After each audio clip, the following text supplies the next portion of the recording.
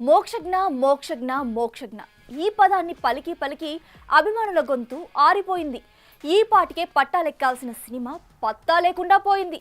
తెరంగేట్రం చేస్తాడనుకున్న బాలయ్య వారసుడు సైలెంట్ అయిపోయాడు. మరి మోక్షజ్ఞ సినిమాకి ఇప్పుడైనా మోక్షం దొరుకుతుందా?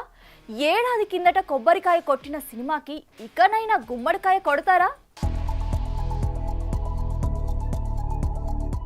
ఏడాది, సరిగ్గా ఏడాది మోక్షజ్ఞ తెరంగేట్రం చేస్తున్నాడంటూ సోషల్ మీడియా దద్దరిల్లిపోయి నేటికి ఏడాది. బాలయ్య వారసుడు వచ్చేస్తున్నాడంటూ ఫ్యాన్స్ హోరెత్తించి ఇప్పటికీ ఏడాది. బాబు ఎంట్రీ ఇచ్చేస్తున్నాడంటూ ఫస్ట్ లుక్ వదిలి సరిగ్గా సంవత్సరం. అన్ని అనుకున్నట్టుగా జరిగితే ఈ పాటికి థియేటర్లో రికార్డులతో దుమ్ము లేపుతుండేవాడు మోక్ష్. కానీ డెస్టినీ మరోలా ఉంది.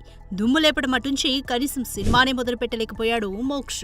ప్రశాంత్ వర్మ మెగాఫోన్ పడుతున్నాడని, త్వరలోనే సినిమా వచ్చేస్తుందంటూ ఊదరగొట్టడంతో నందమూరి అభిమానులు ఈగర్ గా వెయిట్ చేయడం మొదలుపెట్టారు.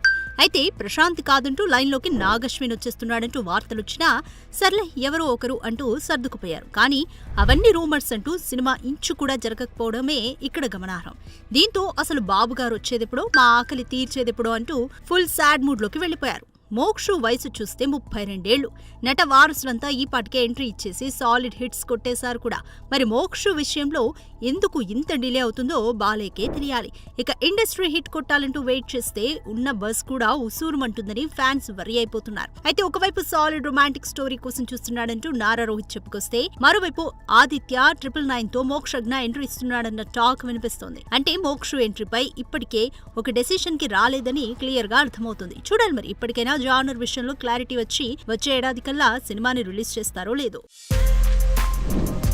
For more videos like this, subscribe Big TV channel.